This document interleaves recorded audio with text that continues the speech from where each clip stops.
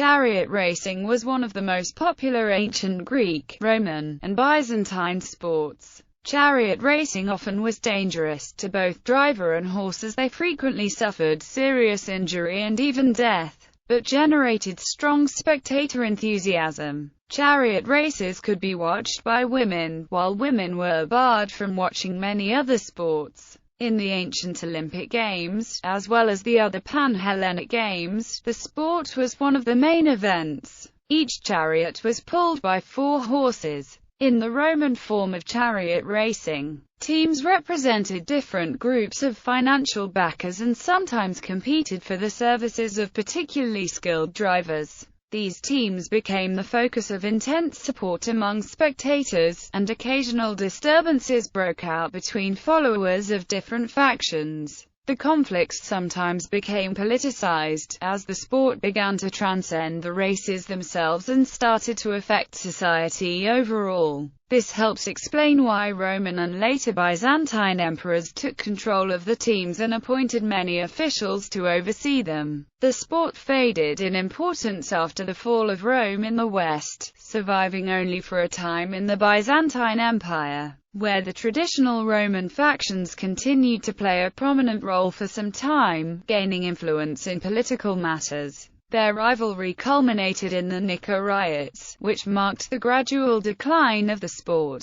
Ancient Greece. Early chariot racing. It is unknown exactly when chariot racing began, but it may have been as old as chariots themselves. It is known from artistic evidence on pottery that the sport existed in the Mycenaean world, but the first literary reference to a chariot race is one described by Homer, at the funeral games of Patroclus. The participants in this race were Diomedes, Eumelus, Antilochus, Menelaus, and Meriones. The race, which was one lap around the stump of a tree, was won by Diomedes, who received a slave woman and a cauldron as his prize. A chariot race also was said to be the event that founded the Olympic Games, according to one legend, mentioned by Pindar. King Oenomaus challenged suitors for his daughter Hippodamia to a race, but was defeated by Pelops, who founded the Games in honor of his victory. Olympic Games. In the ancient Olympic Games, as well as the other Pan-Hellenic Games, there were both 4-horse and 2-horse chariot races, which were essentially the same aside from the number of horses. The chariot racing event was first added to the Olympics in 680 BC, with the Games expanding from a 1-day to a 2-day event to accommodate the new event. The chariot race was not so prestigious as the foot race of 195 meters, but it was more important than other equestrian events such as racing on horseback, which were dropped from the Olympic Games very early on. The races themselves were held in the Hippodrome, which held both chariot races and riding races. The single horse race was known as the Kelis. The Hippodrome was situated at the southeast corner of the Sanctuary of Olympia, on the large flat area south of the stadium and ran almost parallel to the latter. Until recently, its exact location was unknown, since it is buried by several meters of sedimentary material from the Alpheus River. In 2008, however, Annie Muller and staff of the German Archaeological Institute used radar to locate a large, rectangular structure similar to Pausanias's description. Pausanias, who visited Olympia in the 2nd century AD, describes the monument as a large, elongated, flat space, approximately 780 meters long and 320 meters wide. The elongated racecourse was divided longitudinally into 2 tracks by a stone or wooden barrier, the embylon. All the horses or chariots ran on one track toward the east, then turned around the embylon and headed back west. Distances varied according to the event. The racecourse was surrounded by natural and artificial banks for the spectators. A special place was reserved for the judges on the west side of the north bank. The race was begun by a procession into the Hippodrome, while the herald announced the names of the drivers and owners. The Tetrapon consisted of 12 laps around the Hippodrome, with sharp turns around the posts at either end. Various mechanical devices were used, including the starting gates, which were lowered to start the race. According to Pausanias, these were invented by the architect Chariot, and staggered so that the chariots on the outside began the race earlier than those on the inside. The race did not begin properly until the final gate was opened, at which point each chariot would be more or less lined up alongside each other, although the ones that had started on the outside would have been traveling faster than the ones in the middle. Other mechanical devices known as the eagle and the dolphin were raised to signify that the race had begun, and were lowered as the race went on to signify the number of laps remaining. These were probably bronze carvings of those animals, set up on posts at the starting line. In most cases, the owner and the driver of the chariot were different persons. In 416 BC, the Athenian general Alcibiades had 7 chariots in the race, and came in first, second, and fourth. Obviously, he could not have been racing all 7 chariots himself. Philip II of Macedon also won an Olympic chariot race in an attempt to prove he was not a barbarian, although if he had driven the chariot himself he would likely have been considered even lower than a barbarian. The poet Pindar did praise the courage of Herodotus of Thebes, however, for driving his own chariot. This rule also meant that women could win the race through ownership. Despite the fact that women were not allowed to participate in or even watch the games, this happened rarely, but a notable example is the Spartan Cynosca, daughter of Archidamus II, who won the chariot race twice. Chariot racing was a way for Greeks to demonstrate their prosperity at the games. The case of Alcibiades indicates also that chariot racing was an alternative route to public exposure and fame for the wealthy. The charioteer was usually a family member of the owner of the chariot or, in most cases, a slave or a hired professional. Driving a racing chariot required unusual strength, skill, and courage. Yet, we know the names of very few charioteers, and victory songs and statues regularly contrive to leave them out of account. Unlike the other Olympic events, charioteers did not perform in the nude, probably for safety reasons because of the dust kicked up by the horses and chariots, and the likelihood of bloody crashes. Racers wore a sleeved garment called a xystis. It fell to the ankles and was fastened high at the waist with a plain belt.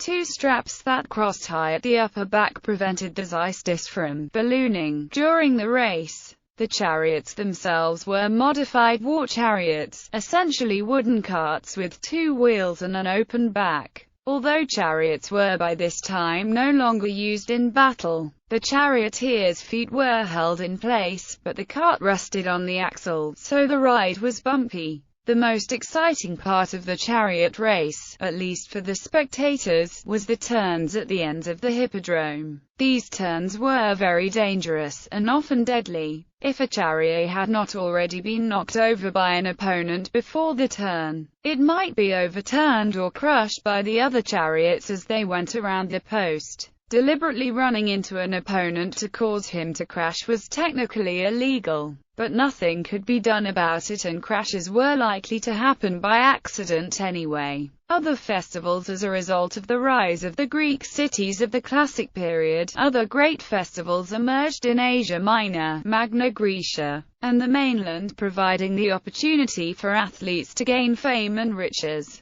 Apart from the Olympics, the best respected were the Isthmian Games in Corinth, the Nemean Games, the Pythian Games in Delphi, and the Panathenaic Games in Athens, where the winner of the 4-horse chariot race was given 140 amphorae of olive oil. Prizes at other competitions included corn in Eleusis, bronze shields in Argos, and silver vessels in Marathon. Another form of chariot racing at the Panathenaic Games was known as the Apobatai, in which the contestant wore armor and periodically leapt off a moving chariot and ran alongside it before leaping back on again. In these races, there was a second charioteer while the Apobates jumped out. In the catalogues with the winners, both the names of the Apobates and of the rein holder are mentioned. Images of this contest show warriors, armed with helmets and shields, perched on the back of their racing chariots. Some scholars believe that the event preserved traditions of Homeric warfare. Roman era. The Romans probably borrowed chariot racing from the Etruscans as well as the racing tracks, who themselves borrowed it from the Greeks.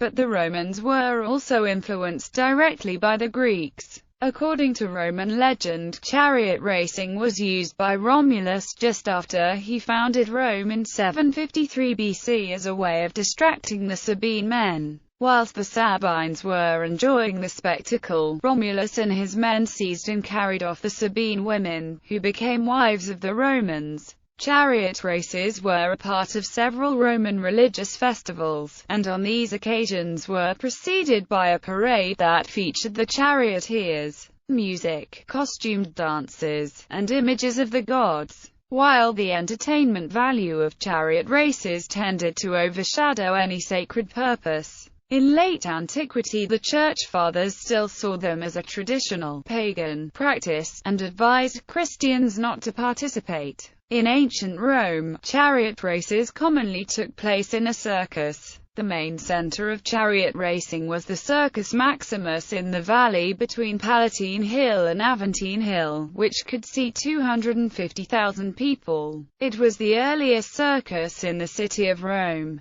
The circus was supposed to date to the city's earliest times, but it was rebuilt by Julius Caesar around 50 BC so that it had a length of about 650 meters and a width of about 125 meters. One end of the track was more open than the other, as this was where the chariots lined up to begin the race. The Romans used a series of gates known as carcera, an equivalent to the Greek hysplex. These were staggered in the same way as the hysplex, but they were slightly different because Roman racing tracks also had a median in the center of the track. The carcera took up the angled end of the track, and the chariots were loaded into spring-loaded gates. When the chariots were ready, the emperor dropped a cloth known as a mappa, signaling the beginning of the race. The gates would spring open, creating a perfectly fair beginning for all participants. Once the race had begun, the chariots could move in front of each other in an attempt to cause their opponents to crash into the spinney. On the top of the spinney stood small tables or frames supported on pillars, and also small pieces of marble in the shape of eggs or dolphins.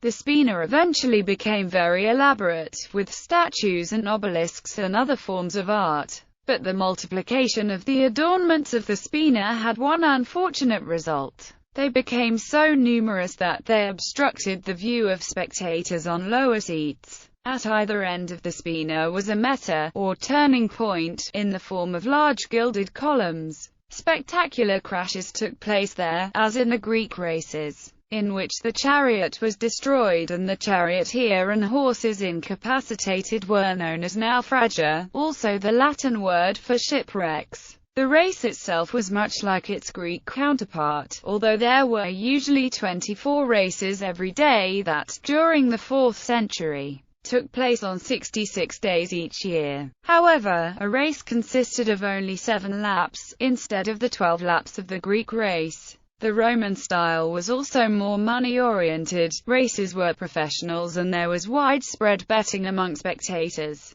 There were 4-horse chariots and 2-horse chariots, but the 4-horse races were more important. In rare cases, if a driver wanted to show off his skill, he could use up to 10 horses, although this was extremely impractical. The technique and clothing of Roman charioteers differed significantly from those used by the Greeks. Roman drivers wrapped the reins round their waist, while the Greeks held the reins in their hands. Because of this, the Romans could not let go of the reins in a crash, so they would be dragged around the circus until they were killed or they freed themselves. In order to cut the reins and keep from being dragged in case of accident, they carried a falx, a curved knife. They also wore helmets and other protective gear. In any given race, there might be a number of teams put up by each faction, who would cooperate to maximize their chances of victory by ganging up on opponents. forcing them out of the preferred inside track or making them lose concentration and expose themselves to accident and injury. Spectators could also play a part, as there is evidence they threw lead curse amulets studded with nails at teams opposing their favorite. Another important difference was that the charioteers themselves, the auriga, were considered to be the winners, although they were usually also slaves. They received a wreath of laurel leaves, and probably some money. If they won enough races they could buy their freedom. Drivers could become celebrities throughout the empire simply by surviving, as the life expectancy of a charioteer was not very high. One such celebrity driver was Scorpus, who won over 2,000 races before being killed in a collision at the Meta when he was about 27 years old. The most famous of all was Gaius Appius Diocles, who won 1,462 out of 4,257 races. When Diocles retired at the age of 42 after a 24-year career, his winnings reportedly totaled 35,863,120 sesterces, making him the highest-paid sports star in history. The horses, too, could become celebrities, but their life expectancy was also low. The Romans kept detailed statistics of the names, breeds, and pedigrees of famous horses. Seats in a circus were free for the poor, who by the time of the empire had little else to do, as they were no longer involved in political or military affairs as they had been in the Republic. The wealthy could pay for shaded seats where they had a better view, and they probably also spent much of their times betting on the races. The circus was the only place where the emperor showed himself before a populace assembled in vast numbers, and where the latter could manifest their affection or anger. The imperial box, called the Pulvinar in the Circus Maximus, was directly connected to the imperial palace. The driver's clothing was color-coded in accordance with his faction, which would help distant spectators to keep track of the race's progress.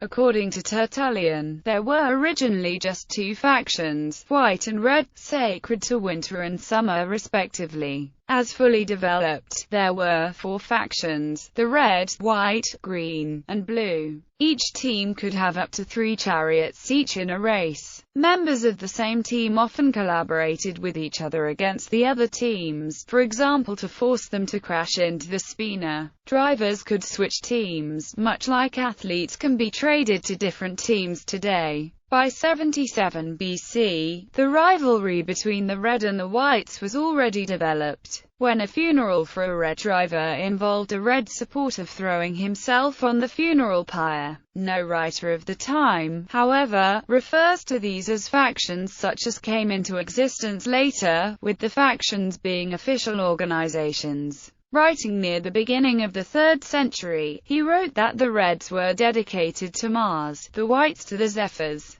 the greens to Mother Earth or Spring, and the blues to the sky and sea or autumn. Domitian created 2 new factions, the purples and golds, which disappeared soon after he died. The blues and the greens gradually became the most prestigious factions, supported by emperor and populace alike. Numerous occasions occurred when a blue versus green clash would break out during a race. Indeed, reds and whites are only rarely mentioned in the surviving literature, although their continued activity is documented in inscriptions and in cursed tablets.